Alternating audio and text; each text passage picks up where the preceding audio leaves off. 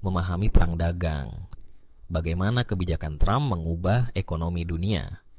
Tanggal 20 Januari 2025 menandai awal masa jabatan baru Presiden Donald Trump di Gedung Putih.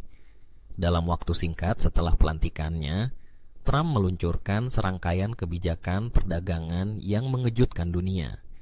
Dimulai dari tarif tinggi terhadap produk impor dari negara-negara mitra dagang utama, langkah-langkah ini mengirimkan gelombang ketidakpastian ke pasar keuangan global dan mengguncang fondasi ekonomi internasional. Awal kebijakan, tekanan terhadap Meksiko, Kanada, dan China. Pada 1 Februari 2025, Trump secara resmi memberlakukan tarif sebesar 25% terhadap sebagian besar barang impor dari Meksiko dan Kanada, serta 10% terhadap produk dari China. Alasan yang dikemukakan pemerintah adalah untuk menekan negara-negara tersebut agar mengurangi peredaran fentanyl dan imigrasi ilegal ke Amerika Serikat. Tindakan ini langsung menimbulkan gejolak di pasar global, mengingat 3 negara tersebut adalah mitra dagang utama Amerika. Namun, hanya 2 hari kemudian, Trump mengumumkan penangguhan ancaman tarif terhadap Meksiko dan Kanada. Penangguhan ini diberikan selama 30 hari sebagai imbalan atas konsesi dari kedua negara dalam hal penguatan keamanan perbatasan dan penegakan hukum. Di sisi lain, tidak ada kesepakatan serupa yang dicapai dengan China, yang menyebabkan ketegangan antara kedua negara terus berlanjut. Eskalasi tarif dan ketidakpastian pasar.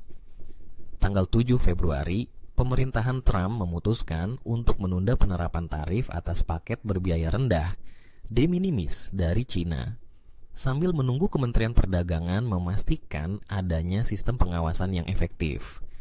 Namun, hanya 3 hari kemudian, tarif atas baja dan aluminium dinaikkan menjadi 25% tanpa pengecualian. Langkah tersebut memicu reaksi keras dari berbagai negara.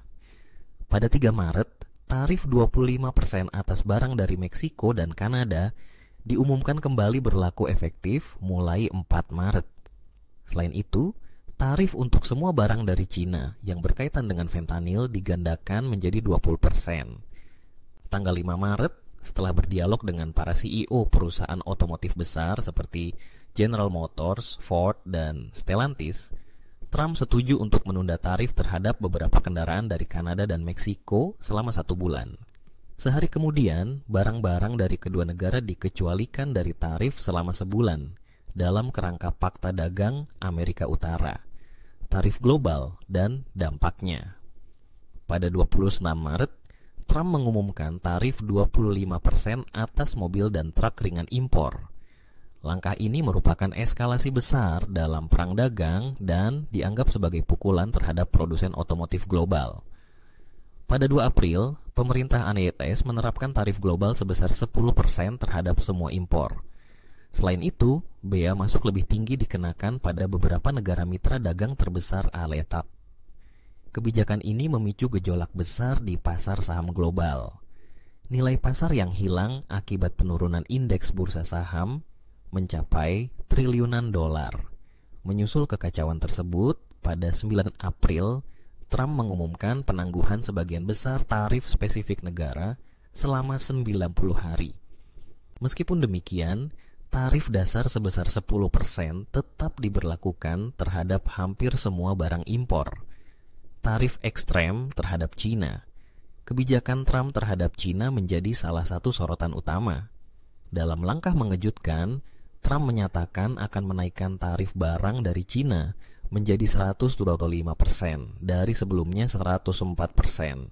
Jika digabungkan dengan tarif khusus terkait fentanyl, total bea masuk terhadap produk China mencapai 145%. Namun, pada 13 April, beberapa pengecualian diumumkan. Barang elektronik seperti ponsel dan komputer yang sebagian besar diimpor dari China dibebaskan dari tarif tinggi. Langkah ini mencerminkan tarik ulur antara keinginan untuk melindungi industri domestik dan kebutuhan untuk menjaga stabilitas pasar dan rantai pasokan global.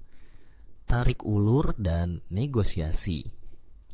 Pada 22 April, pemerintah AS memulai penyelidikan keamanan nasional terhadap impor farmasi dan semikonduktor berdasarkan Section 232 dari Undang-Undang Perdagangan 1962. Tujuannya adalah untuk memberlakukan tarif terhadap kedua sektor tersebut yang dianggap strategis. Sementara itu, kebijakan tarif Trump semakin meluas. Pada 4 Mei, tarif 100% dikenakan terhadap semua film yang diproduksi di luar AS. Kebijakan ini mengundang kritik dari komunitas budaya dan industri hiburan internasional. Tanggal 9 Mei, Trump dan Perdana Menteri Inggris Keir Starmer mengumumkan kesepakatan dagang bilateral terbatas. Kesepakatan ini mempertahankan tarif 10% terhadap ekspor Inggris ke AS, namun membuka sedikit akses agrikultur dan menurunkan tarif tinggi atas ekspor mobil Inggris. Tanggal 12 Mei, AS dan China menyepakati gencatan senjata tarif selama 90 hari. Di bawah kesepakatan ini, tarif US terhadap barang China dipangkas dari 145% menjadi 30%, sementara tarif China terhadap barang AS diturunkan dari 125% menjadi 100%. Tanggal 13 Mei, BA masuk untuk paket de minimis dari China diturunkan menjadi 54% dari sebelumnya 120%, khusus untuk barang bernilai di bawah tekanan terhadap Uni Eropa dan Apple. Pada 23 Mei, Trump menyatakan akan merekomendasikan tarif langsung sebesar 50% terhadap semua barang dari Uni Eropa mulai 1 Juni. Ia juga memperingatkan Apple bahwa perusahaan tersebut akan dikenakan tarif 25% jika produk iPhone yang dijual di AS diproduksi di luar negeri.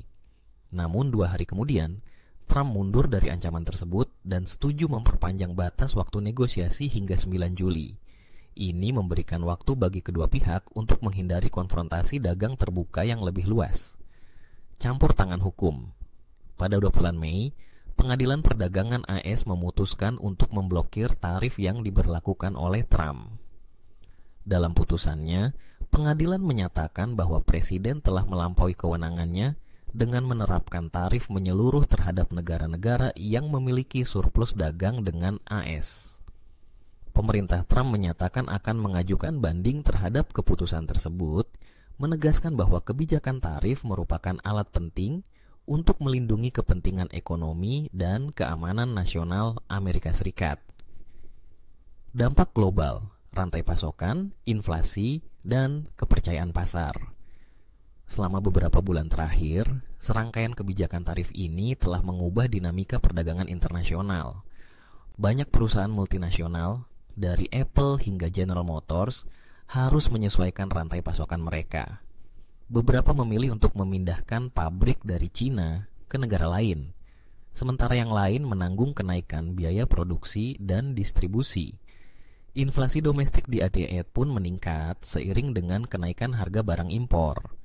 Di sisi lain, negara-negara mitra dagang KBS juga mengalami dampak yang tidak kalah besar, termasuk penurunan ekspor, penurunan nilai tukar, dan ketidakpastian investasi. Para analis memperingatkan bahwa jika ketegangan dagang terus berlanjut, dunia bisa menghadapi fragmentasi ekonomi yang lebih dalam, dengan blok-blok perdagangan regional yang saling bersaing dan melemahkan arsitektur globalisasi yang telah terbentuk sejak akhir Perang Dunia II. Perang dagang yang dipicu oleh kebijakan tarif Presiden Trump telah menjadi salah satu dinamika paling signifikan dalam ekonomi global pada tahun 2025. Dengan dampak yang luas terhadap produksi, konsumsi, perdagangan internasional, dan hubungan diplomatik, kebijakan ini menjadi sorotan utama dalam diskusi mengenai masa depan tatanan ekonomi dunia.